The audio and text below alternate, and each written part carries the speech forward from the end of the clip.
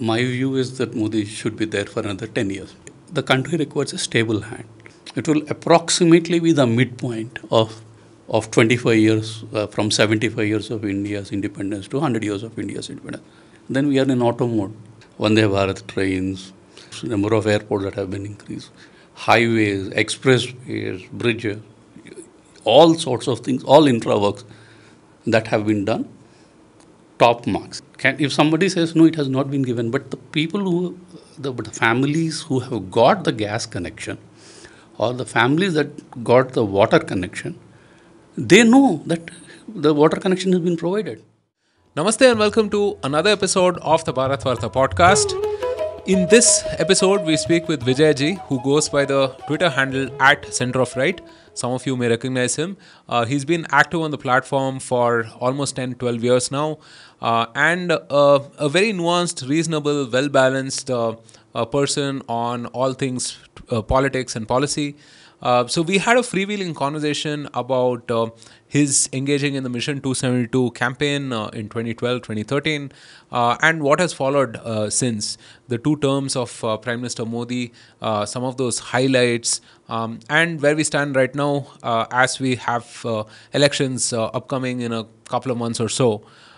This was a fascinating conversation. Parts of it I'm sure that you will find really juicy and interesting for sure. So I hope you like it.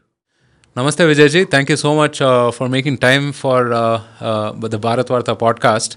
I've been meaning to talk to you for a while. I've followed you for long, and I want to say that you're one of the more reasonable voices on social media, on politics and policy and other stuff. Right? So thank you so much for making the time. Thanks, Roshan. It's a pleasure coming down here and talking to you. I've been following most of your podcasts, both on Bharat Varta and the Startup Operator. It's a pleasure being here. Awesome. And I should say that you have one of the cooler t-shirts I have seen in recent times.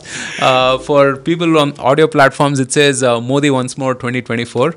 Right? Kind of sets the tone for our conversation, I would say. I want to start with like a Wodin kind of a question, right? I mean, 2012, you quit your job and, you got behind Mission 272. And I would say, that was an epic moment in time, I would say, right? Certainly a milestone for us, right? It caused a change, which, the impact of which we're still feeling right now. And perhaps, we'll feel for another 10-20 years as well, right? Can you take us back to 2012, 2013, when Prime Minister Modi was, it was not such an obvious political force as it is today, right? As he is today. And some memories from those days. Yeah, it's a very interesting point that you made. The way it has actually evolved, I should say that the roots actually go even beyond 2012. It should have been right from Vajpayee's days. So the way this entire thing has evolved was people came together during Vajpayee's time. When he lost the first 13 day, they lost the government in 1996. That's when actually it pushed many people to come out and support. Then in 1998, Vajpayee lost the no confidence motion by 1 vote. But then again, 1999 he came back, and 2004 was the first full 5-year term of the BJP NDA government at that particular point of time. Everyone was expecting Vajpayee has done phenomenal job on policy side, and it would have been great. It would be a cakewalk. The loss was really shocking for many supporters. I think people still have memories of it. It's a heartbreak that I don't think people have ever recovered from. So much so that even for it's hard to say it, but nothing is a for granted victory even now, right? Everyone has that memory of that, and so everyone's a little skeptical. Little fingers crossed. Yeah, it's good that you have that 2004 experience at back of the mind, so that people don't get overconfident and they go out and vote. So that was a shocker for many supporters and folks. And then from 2004 to 2009, that was the UPI government won. So just before the election, 2009 Lok Sabha elections, after the nuclear deal and all, so the BJP started, not BJP started, but Friends of BJP. There was an organization called Friends of BJP, where Amit Malviya, who is the current BJP IT cell, and many other folks came together, and as volunteers, they have tried to campaign for Modi ji. Not Modi ji, BJP at that particular point of time. But the elections were lost. BJP lost the elections in 2009 too. So once the elections were lost, so there was brainstorming, what happened, and so at that time it was also at the same time Twitter, now X, but at that time Twitter, it was gradually gaining in popularity. 2008, 2009, 2010, and it was the famous Shashi Tharoor statement of cattle class. That was really the boost which where it took off. So people started expressing themselves as on that platform. It was people came together. They started identifying that okay, there is a support base for BJP leaning folks because mainstream media at that particular point of time did not give voice to any of these opinions, and that's where we have seen people together coming together, countering the narratives, and the narratives were more to do with the what you call the falsehoods that were spread, either on 2002 Gujarat riots or against Narendra Modi ji or BJP for that matter. So that's when people on their own, internet was also just picking up, mobile revolution was taking off. So it was a good junction of many things. It was a good point for many things. And so people really took it on themselves to counter the falsehoods that were being spread.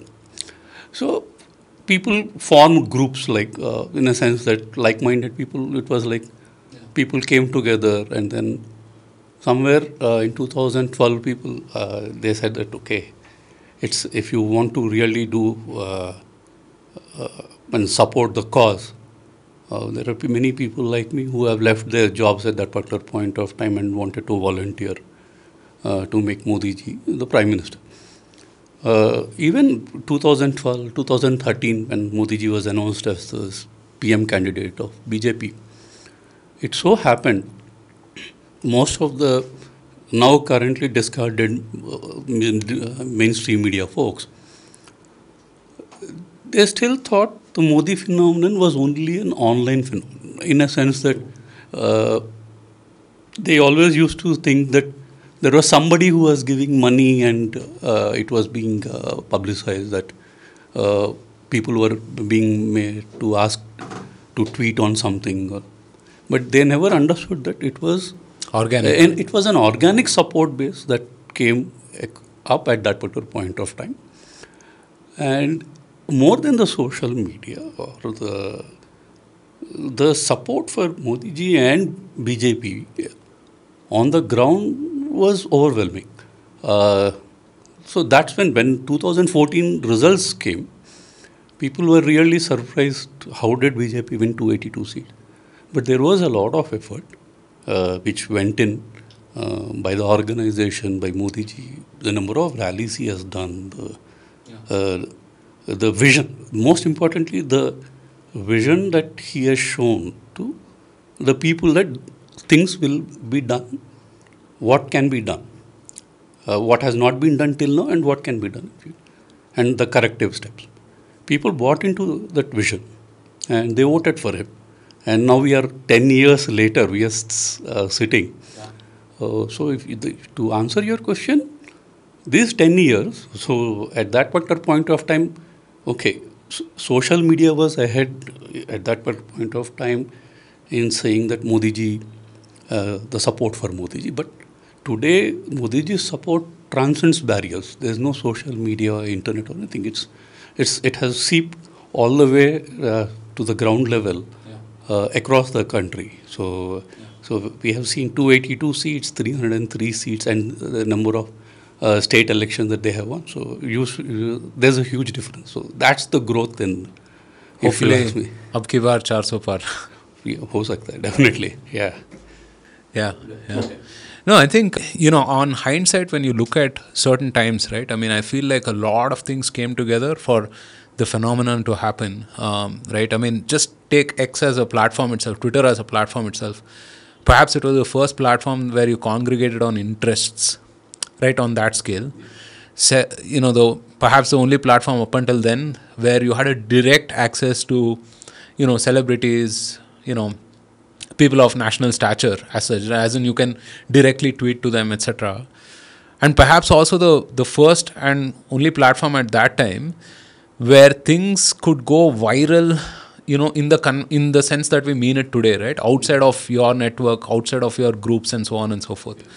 I think all of that sort of galvanized all these very disparate forces, right? I mean, today I feel like, whether you look at right wing as they call it, or Modi supporters, Bhakts, or whatever it is, right? I mean, people kind of think of it as sort of a monolith on the internet, right? But it's important to remember that these different forces coming from various other places that were galvanized together by social media. And you're right. I mean, I think the early use case for social media was basically outing the truth about things, right? I remember many different people, media crooks for what it's worth, right? Did a fantastic job, like taking these guys to the cleaners, right? All the mainstream folks. Plenty of Twitter handles also. I mean, who were always fact checking before fact checking became a thing as such, right? But do you see that social media has kind of evolved from that time where it was, let's say, anti-establishment to today, where we are the establishment in some sense? How do you see that evolution that has happened on the social media political discourse front? See, the agenda setting in 2012 to 2014 or even today, it is being done by the same set of people. People who were as passionate in 2012, 2013, 2014, it is the same set of people who are doing it. And there are, looking at some folks who come in today, if you look at it,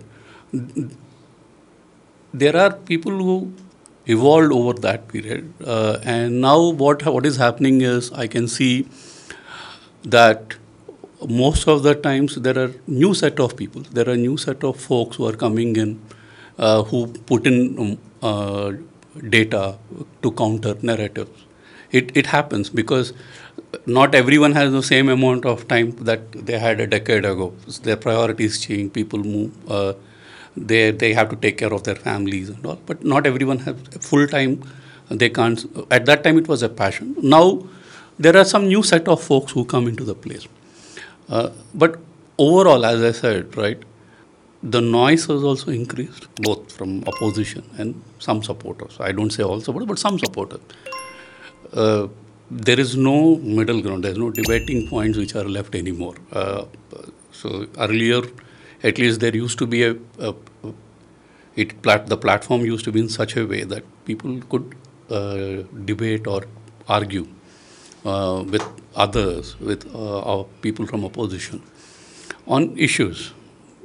I mean, it is not that you are trying to convince the other person to accept your viewpoint, but at least you could put up your point. But now it is more like finally it all boils down to giving what you call abuses. That's where it has reached in some places. But as users, we should have the mind to see what you want to engage upon or what you don't want to engage upon. There are many folks who look for new technologies, or people who want to discuss about new manufacturing things or about startups, like how it has happened, what you do, or there are some users who speak about finance. So it depends again upon the user. I mean, how that person is using the platform. You cannot blame the platform. It's what you're looking to as an input or an output on the platform. That's how it is. And I also see it's not only X as a platform. Things are moving beyond. Now things happen on Reddit. Things happen, small videos, it happen on Instagram. Yeah, so that sort of a thing. Now there is a huge WhatsApp. WhatsApp groups are one of the biggest tool for what you call passing on messages. And because WhatsApp is so powerful, because anything that you pass on, it is, if you and me are part of the same group or there are 10 groups, so you send me something, it's, people in the group, they assume that, okay, it has been vetted by Roshan or it has been vetted by me. So there should be some merit into something that you are sending. So that is where the conversations have gone at that level. So basically, it's become very micro. That's what Yeah, it's been fascinating to watch how social media has kind of merged into the mainstream. I think, back in 2009, 2010, it sort of existed outside of the mainstream media, two different worlds altogether. And then, I saw a period in between where, mainstream channels or whatever would say, hey, follow us on this and stay connected and so on. Today, if you look at any of these television debates, etc., it's all about, what's trending on Twitter and, the viral video that is being discussed and so on and so forth. So that's been, it's been quite a change, I should say. If you look back at, the last 10 years, right, 2014 to, now, what are some of those milestone moments for you, in the last two terms, right? This term continuing, of course. What would you say are the 3 or 4 defining moments in the last two terms? People will have different ideas, but one, being a civilian myself, the huge focus on large-scale infra projects, and executing them, world-class projects. Because that's my partiality. That's what I feel. Infrastructure, all you can say, metro trains, electrification of railway lines, power line, Vande Bharat trains, you name them. So airports, number of airports that have been increased, highways, expressways, bridges, all sorts of things, all infra works that have been done. Top marks in the last 10 years. The second important thing, is all the digital public goods. What we see of JAM, which started in basically the Jan Dhan accounts, the way mobile has exploded in India, and the digital transactions that happen. So, and that entire, the social benefits, the way government has really done, where directly transferring the money to the last mile. I was just looking at some of the stats. As per latest, it was like 34 lakh crores of money has been transferred through direct benefit transfers from central government itself in the last 10 years. Now, normally, earlier, it used to happen that there used to be a delay in transfer. Second, there always used to be a cut. When a person, actually the eligible person had to go and get some money from the government, either as a pension or whatever you can call, or any of the benefits. So, the middle people used to take a cut. Even if they cut at bare minimum, you just count that even if it was a 10%, people had to take a cut to even deliver that sort of an amount, 10-15%. It's roughly minimum 5 lakh crores has been saved, going out from the people who used to and this is not counting all the hassle to actually get the money. The money. It's straight coming into your account. As I said, Jan Dhan accounts, there are around more than 50 crore. I don't exactly remember the number of accounts, but when Jandan was launched, the first thing in September 2014 was basically to do the Jandan Swachh Bharat and Jandan was, I think, perhaps the first few things that. So when the Jandan accounts were launched, there was actually from many bankers and including, if I am not mistaken, Raghuram Rajan, then RBI governor, saying that this is not going to work. As of today, there is around 2 lakh crores of money which is there in those accounts. The funny thing is, the reports that came out soon after they were launched saying that there's no money in it. Exactly. So, right. So, as if people who are not used to banking for all of this time were suddenly going to put money in it, in a day's time or a week's time or even a month's time, right? So, yeah. Almost like saying, why build the road at all when you haven't traveled? Right? Exactly. So, then after these two, the other one is GST. People, whatever they may call, economically we have integrated by having a common GST rates across the country on the same product. Of course, there are some products which are out of GST network, but otherwise many of the products, GST, the rates are the same. To bring all the states on board and doing it in 2017, that was one of the biggest. The impact of the GST, implementing GST is going to be far-reaching in India, and that's one of the biggest. The last one, fourth, I have a tie. Of course, being a Vijay supporter, removal of 370.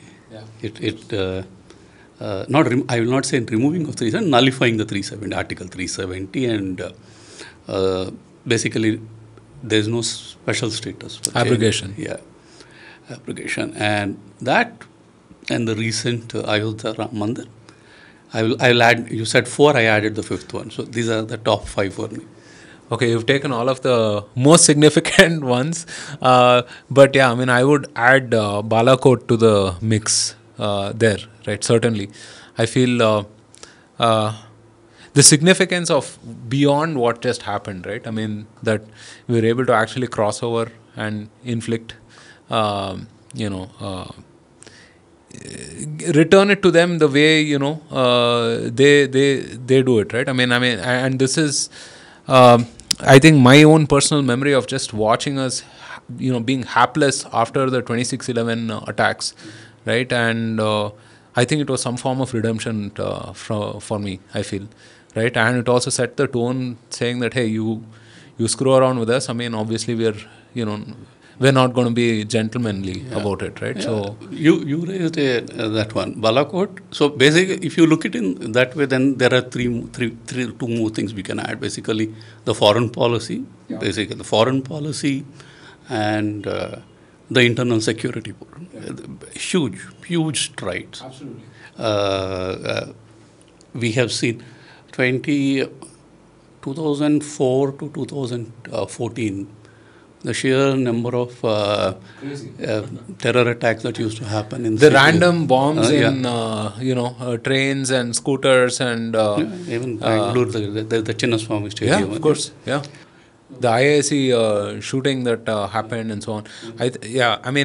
I think that's the one thing perhaps that people take for granted right now, which is the whole national security stuff, right? I remember reading this book on Hindu terror by RVS Mani, right? And he notes in a very academic way all of the incidents that happened.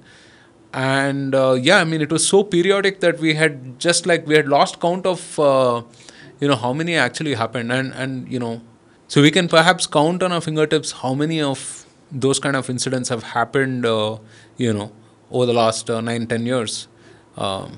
So it's like they say that, right? When things are working, we don't bother. Only when suddenly something is not working, that's when we realize that, there's something is not working. Now things are just going smooth. You have not seen it, right? Many people have not seen though what has happened during that period. Right. So that, if in that, in a sense, is again a huge thing. You have asked me for, if not, I could have actually listed down more. Another thing which people don't realize, particularly in the second term, is that 2.5 years we have lost just due to COVID. Many people, though, would not like to remember that period for various reasons, in a sense that some near and dear ones, people have lost their near and dear ones, or people went through tough time. But the government, central and all the state government, the way we have come together to overcome that particular period, and with Modi ji leading from the front, taking the progress, taking the citizens into confidence, putting the data out. Everything was very transparent at that particular point of time. Right from when is the vaccine getting developed, when is the vaccine going to be delivered, how we had an app, you could booking your appointment, going there. Everything. We did whatever was possible in that particular point of time to come out of it. So even in this 5 years, what we see, 2.5 years, the second term particularly, 2.5 years have been lost only managing COVID. Yeah. Right? That's the big thing, that we came out when rest of the countries were printing money and economically. Yeah. Now, after how they are going down compared to what India, we did not print money, but we did direct. Again, we are PM food drain program, that Garib Kalyan Anna Yojana. If you look at it, we have continued at that particular point of time, and we are still going to continue that. The government is continuing at that scale. At that scale, right? So there are multiple things. So these are some of the things which I can say which are politically so good. Yeah. No, I think when I look back at COVID, right? Perhaps again, the memory. We tend to obviously move on, right, just for self-preservation's sake. But those 2 years, the amount of ambiguities that we managed at the scale at which we managed, is just crazy, right? 2 books in particular. There's a book on COVID by Priyam Gandhi Modi, right, and Ashish Chandorkar and another person called Suraj. They wrote a book on the vaccine story. Yes. Right. Yeah. Those 2 books helped me sort of relive those 2.5 years, 2.5 years, right? What are the various things that are happening, different pressure points and so on. And again, very factual, research-based sort of retelling of those 2 years. I think really epic sort of management at scale, I would say, right? Okay, when we come back to the present right now, elections perhaps in April, May, right? As of today, how do you fancy Prime Minister Modi and NDA's chances, and what do you think will be the key issues for this election? If you have seen the last 3 months to 6 months, the messaging that is going out is Modi ki guarantee. In a sense that something which Modi ji promises, he delivers. If anyone actually does, look at the manifestos of 2014 and 2019 of BJP, and look at the things that have been mentioned in the manifesto and what they have implemented. That's what shows that whatever he says that it will happen is happening. So that's what Modi can guarantee. And he goes with a 10-year experience as a Prime Minister of delivering the goods that have been promised. Just take, for instance, I'll give you a very small example. In the last 10 years, I think yesterday it was mentioned that 17 lakh crore projects which was stuck for a long time. They were fast-tracked, they were implemented. So you can see how he has gone ahead doing it systematically on each issue.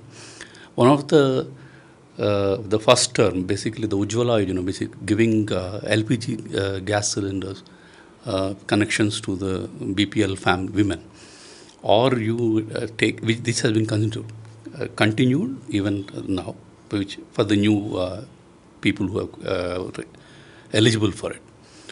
Then you take Ayushman Bharat card, around 50 crore health insurance for the 5 lakh insurance for people.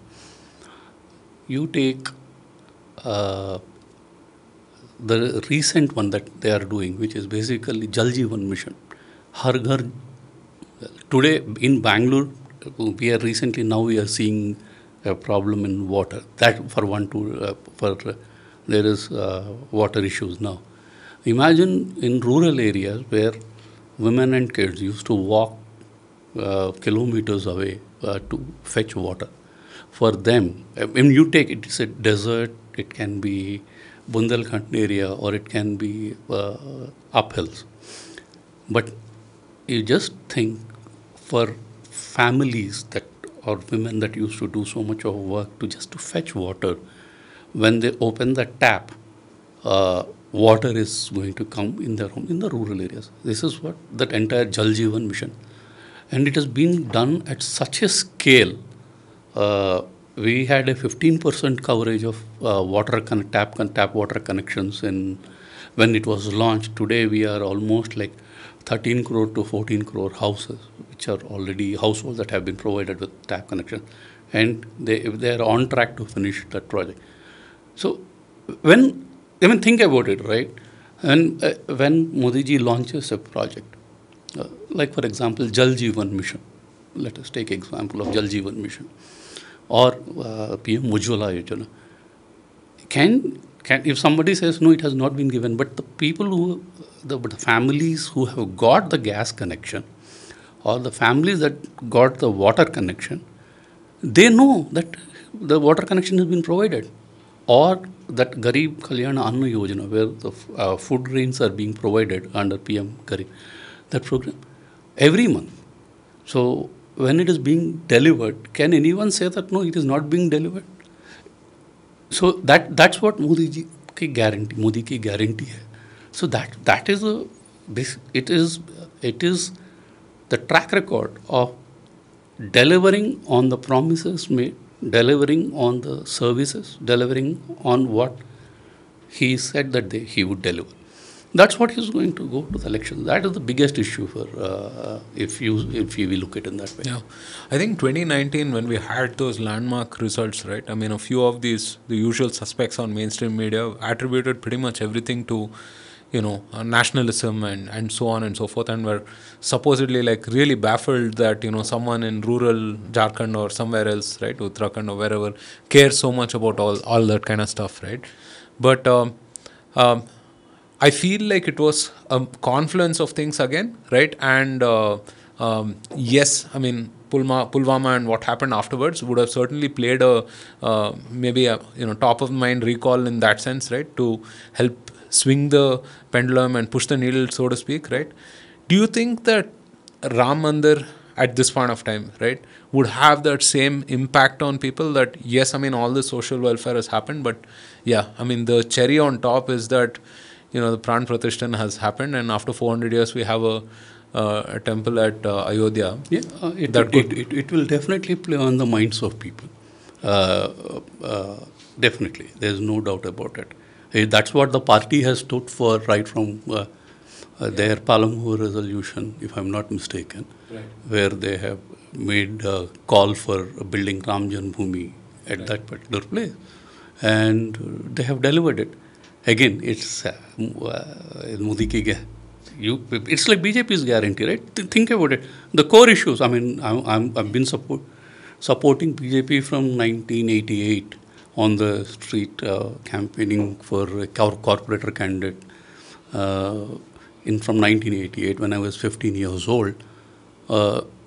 Even then, the core issues were the same. The two big issues was removal of 370 and Ram Mandir. I mean, for people like us, yeah, it is done. Now all we need to do is just blindly, whenever elections come, just go and press the button, come out there. So it's like that. So two core issues are done, but it's over and above that. There are many things that he has done. Right. So, yeah. You think Prime Minister Modi himself has kind of changed? I mean, I sometimes miss some of that old election rhetoric, you think he has kind of toned down himself, has become a little more of a statesman of sorts? I don't think so. I mean, the campaign has still not started, right? See, I mean, in one of the parliament speeches that Modi ji has given, right in 2014, if I'm not mistaken, was basically, he said that first 4 years, let us work towards the betterment of the country. Is when the laws are being discussed or any issues that needs to be brought to the parliament, let us discuss all those issues. Let us do politics for the last 1 year.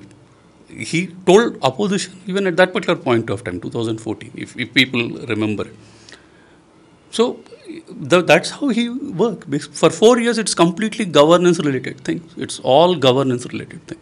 So you go back and see 2014 to 18 period or 2019 to 2023 period. You will see all are policy-related, governance-related. That is what he speaks of. Projects, schemes, that's all what he.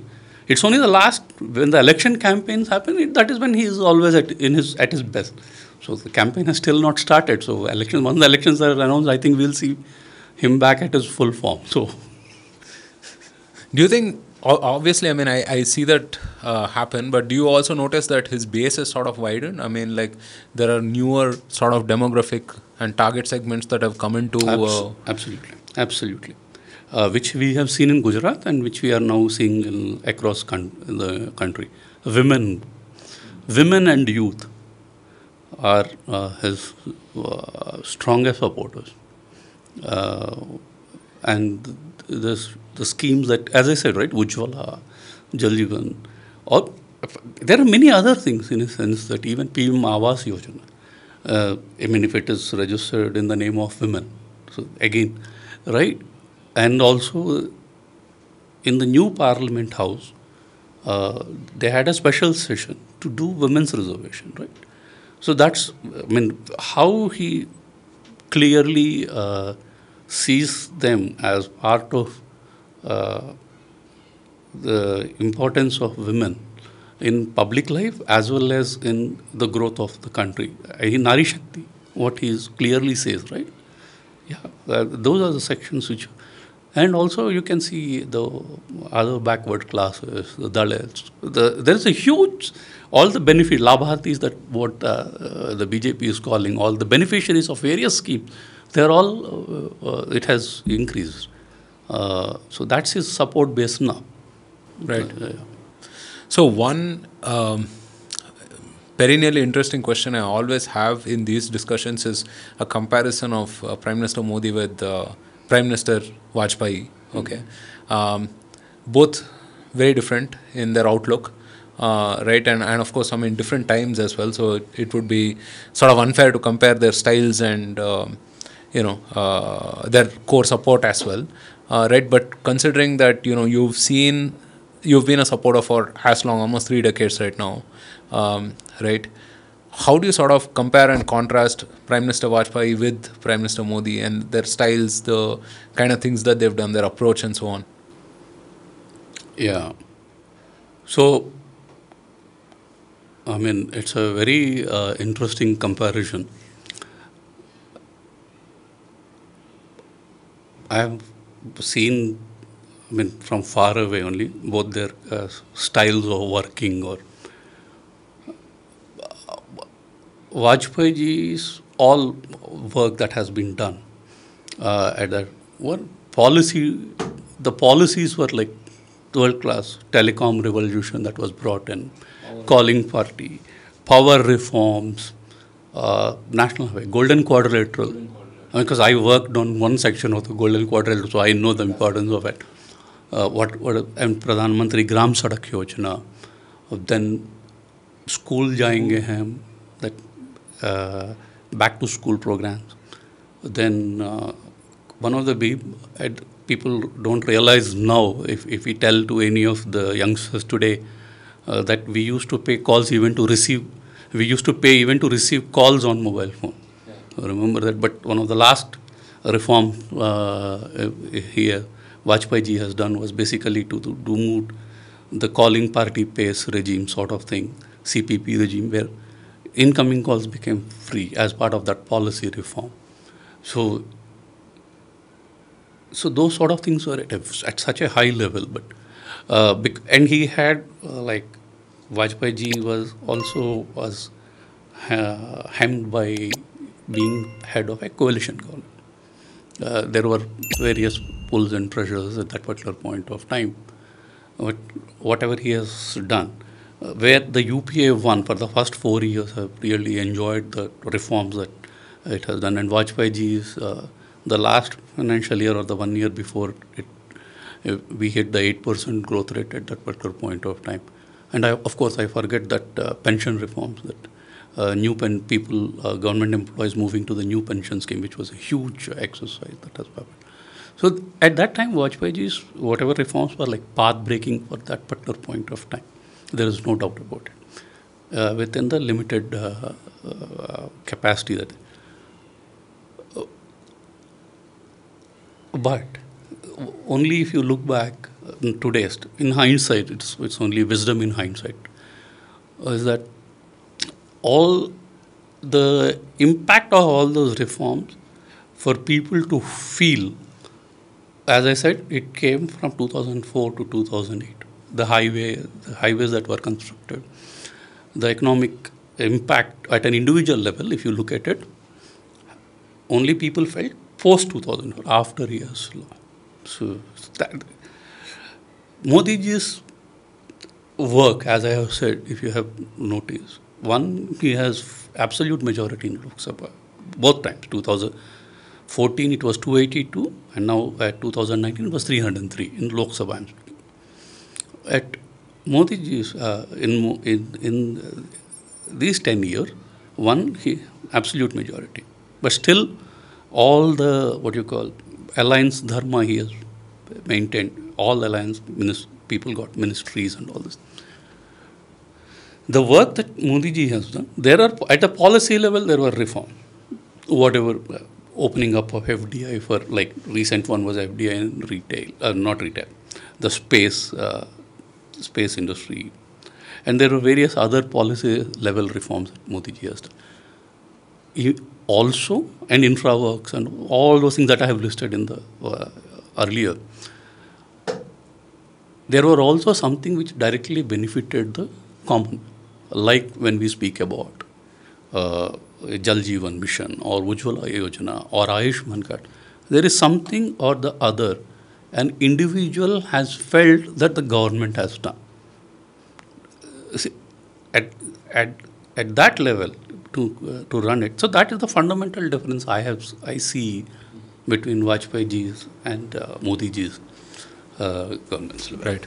So, if it would be fair to say that Vajpayee ji's was more structural in some sense. So, I mean, the benefits were, I mean, they had a little bit of a lag. Also, perhaps, I mean, we didn't have this kind of digital infrastructure as we're talking about, right? Whereas, Prime Minister Modi's reforms have had almost an immediate impact, right? Again, because of internet and digital infrastructure and so on and so forth. And of course, the fundamentals that were set earlier by the previous governments, right?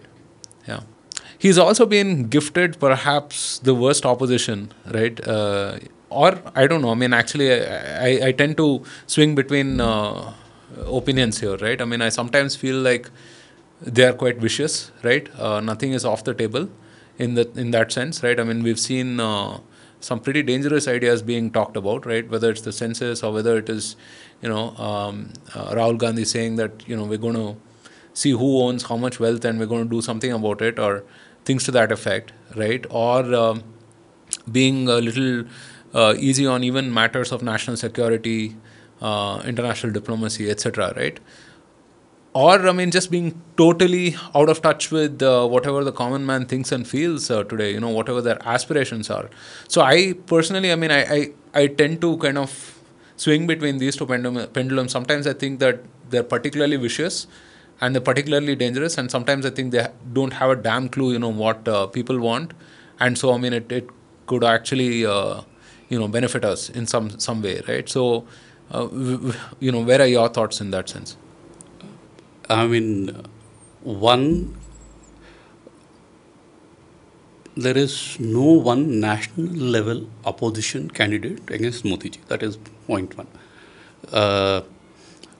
See, in any of the alliance, whether UPA or NDA, there was always one national party which was there, and there was a national party was the nucleus around which either a government or the opposition came together, okay, for whatever.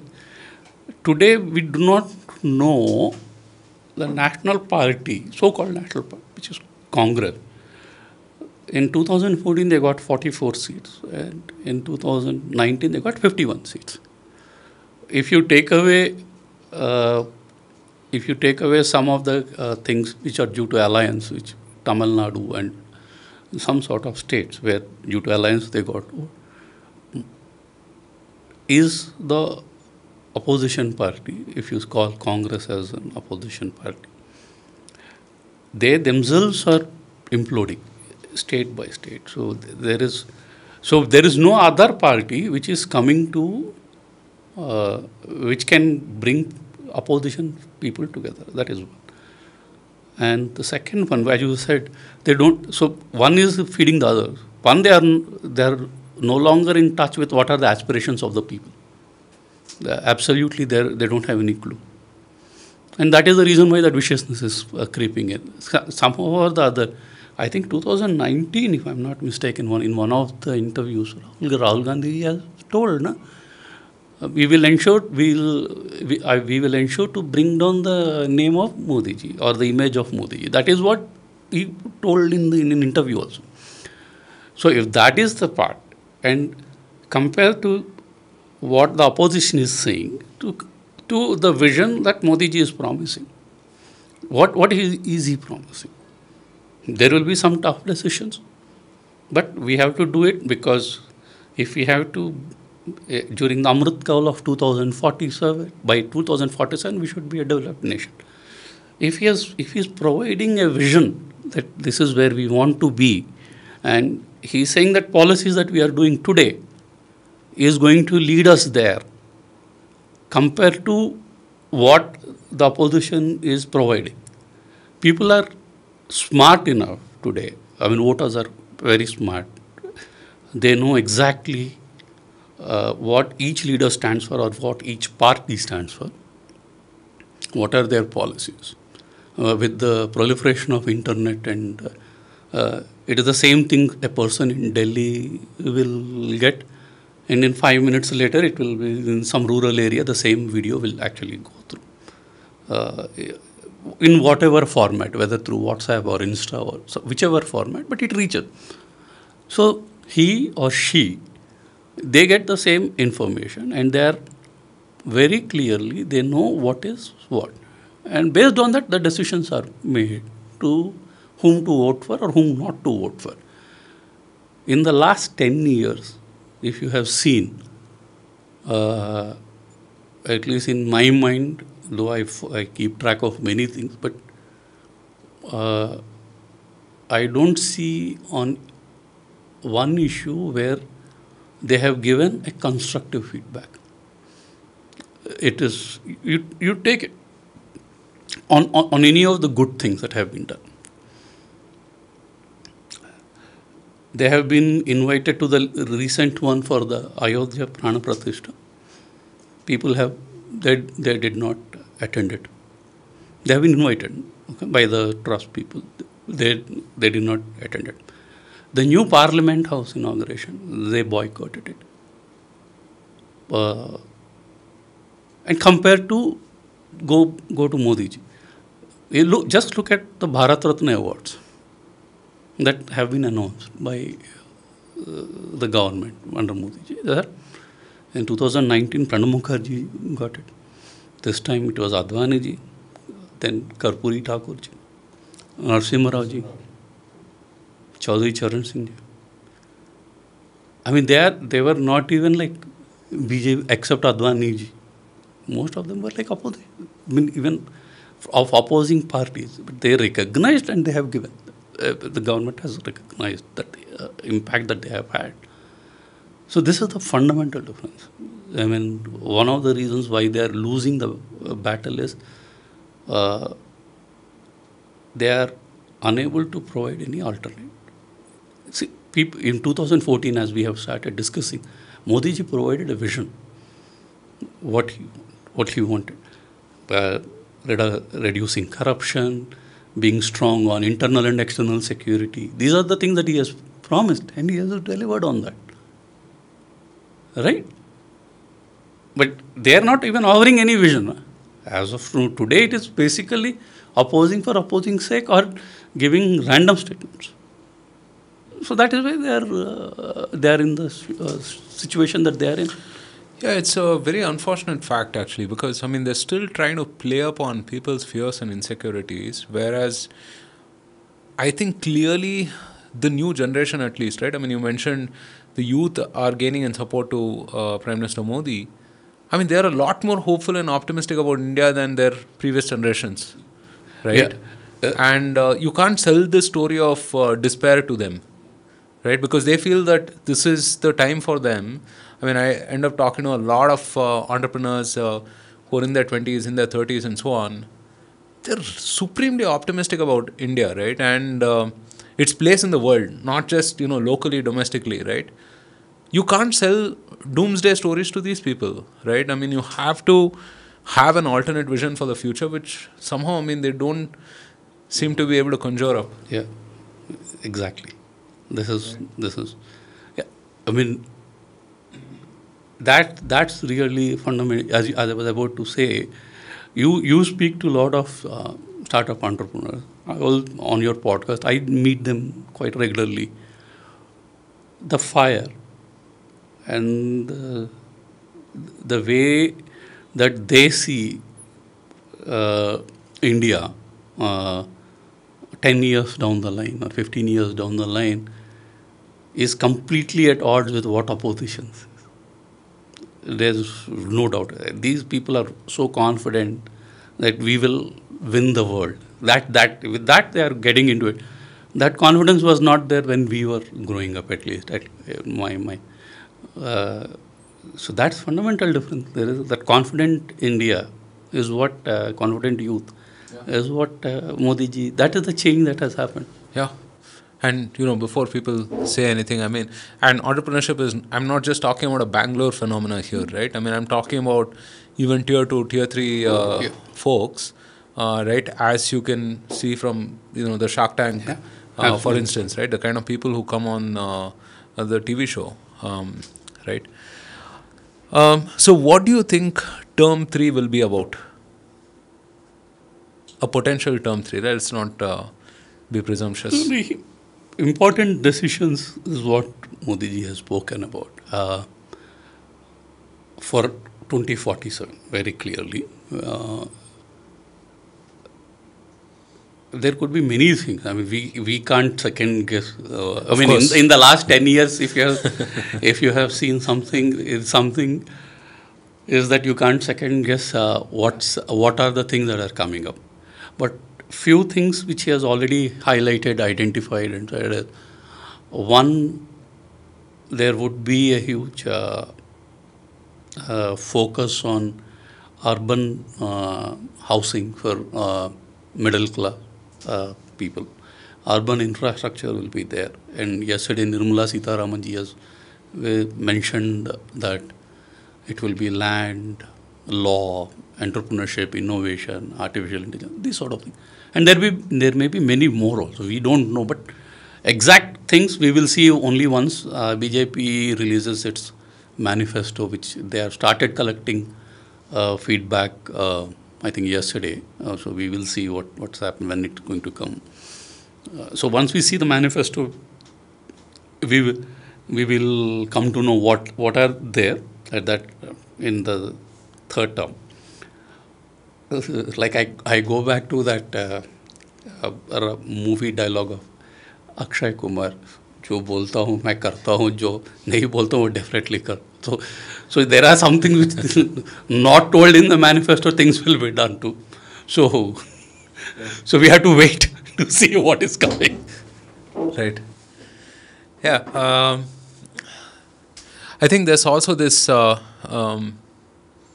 this thought that perhaps, I mean, halfway through the third term, Modi ji might step back and make way for another national leader to kind of take his place, right? Any thoughts on what after Prime Minister Modi, and who could potentially fill the rather large vacant position after that? No, I think it's too early to discuss that for a few reasons. I'll just give you my reasons. I may be wrong. One, the election is they're going to go with Modi ji's name. My view is that Modi should be there for another 10 years. I have my own reasons for various things, but I'll give you one, two reasons.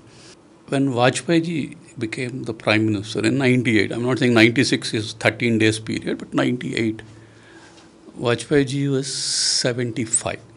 From 75 till 2004, from 75 till 6 years, you can say 81. So even if you have that thumb rule, so he can still continue for an 8 years at bare minimum. But my reason for why he needs to be for 10 years more is something slightly different. Is the whole world is going through various periods of chaos and turmoil, and we need a steady hand. We have seen how Modi ji has handled the COVID that was one of the toughest time across the whole world, was going through chaos and turmoil, but very steadily it was handled without much of an impact to the common people from outside shocks. So there can be multiple shocks which we cannot foresee today, but 10 years is a period where there will be multiple such shocks, not like COVID, but there can be like wars coming or economic shocks and all. But it would be, the country requires a stable hand at the top, governance, administration and all, which he's. So that is one thing which I see. The other one is, it will approximately be the midpoint of from 2022 to when that Amrutkal thing from 75 to 2047. So 10 years period would have been over from 22 to 34. If you say 10 years is exactly midpoint, roughly midpoint of 12 years out of the total 25 years. So I don't know what will be the economic period of what would be the GDP at that particular point of time. But we would be midway through this entire period of 25 years, from 75 years of India's independence to 100 years of India's independence. So if that particular hump is crossed at $10 trillion economy, $10 to $15 trillion of economy, then we are in auto mode. So that is the what you call selfish motive. You can say that I would like to see him to do 10 years more. And he's quite sharp. I think Touchwood in that sense, he shows at least no signs of slowing down, right? Physically, mentally, and of course, I mean, if you compare him with, other folks in other parts of the world, right? I mean, lesser said, the better about those, right? So, I would pack that question. That's why I said it's, and even it's unfair to do any sort of kite flying that who will be post. When the time comes, the party will take a decision which we are not privy to, and it is way beyond our grade to even think about it. Right. But as a supporter, I mean, who do you see as the next rung of leadership? I mean, surely there are more than a few choices. I mean, the party throws up quite a few, and everyone, if you have noticed, they're blooded. in various state units and even at a CM level, even at the central government level. So there are quite a few. We cannot.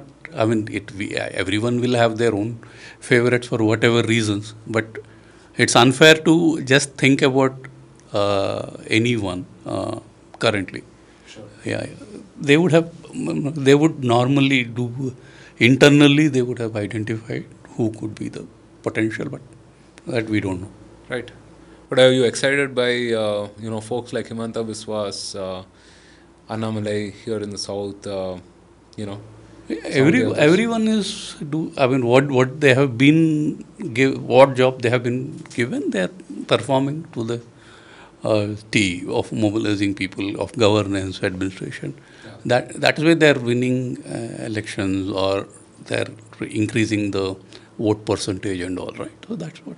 Yeah, that's another major contrast, right? In the sense that democracy, at least within the BJP, functions phenomenally well, right? You get such unobvious choices, whether it is Yogi Ji in the UP at that point of time, or whether it is Himanta Biswas, or whether it is Annamalai, right? Or the three CMs in the recently concluded. Exactly, right? I mean, more Vishnudev Sai, Mohan Yadav, and people, Rajasthan CM, and no one has expected who they are, but they are all old-time Karyakarta who have worked for the party, and party has given them the opportunity to lead the states. So it's always, it's very, that's why, party has grown, along with Modi ji's image, the organization was also expanded to tap into the new voter bases, the demography that you have asked earlier. So the party was earlier under Amit Shah ji's leadership and now under Nadda ji's leadership. We see that how party is able to co-opt various new demographic groups coming to support the party. So, Modi ji is delivering on goods, and there is that is bringing new support base. The party is growing, bringing them into the fold. That's how it keeps on reinventing themselves. From 84, they had 2 Lok Sabha seats to 303 in a span of roughly 35 years. It's huge. Yeah, it's certainly come a long way, I should say, right? This has been a fascinating conversation, Vijayji, and each of the stuff that we spoke about, I think I have many more rabbit holes that we could go down. But in the interest of time, right? Final question. Looking ahead, what are you most optimistic for? And also any final thoughts for our audience, what they should do?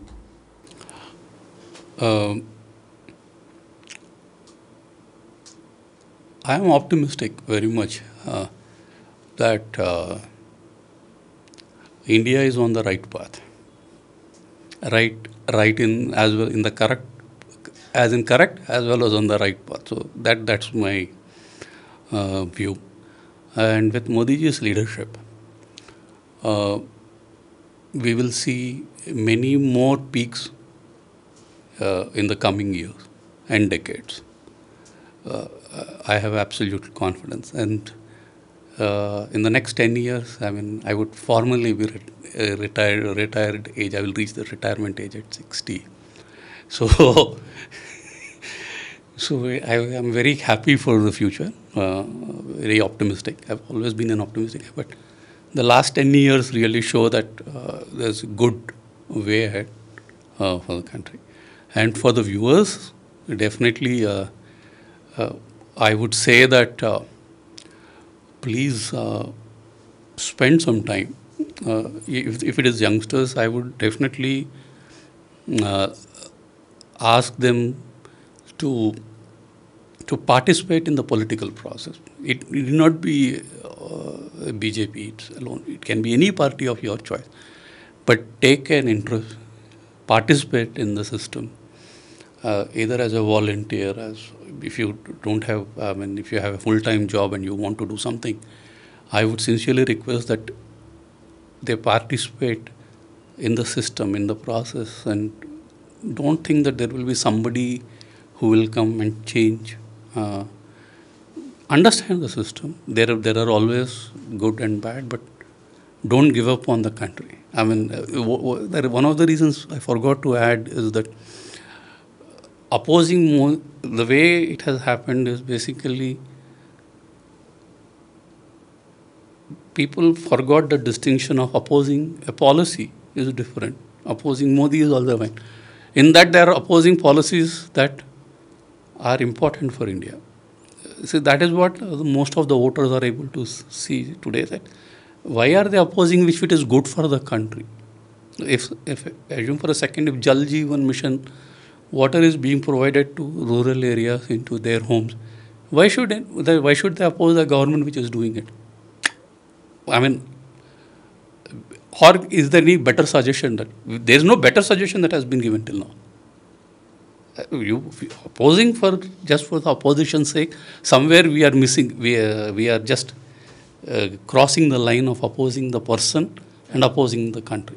So don't do that. That's my only suggestion to your folks. Right. Fantastic. Thank you so much again for being on the podcast. It was truly a pleasure speaking with you, and hopefully we'll do a follow-up soon. Sure. Thank you. Thanks. Thank you. Thanks so much for joining us on this episode of Bharat Varta. If you like the content, don't forget to share, subscribe, do all of the good stuff. I'll see you soon on another episode.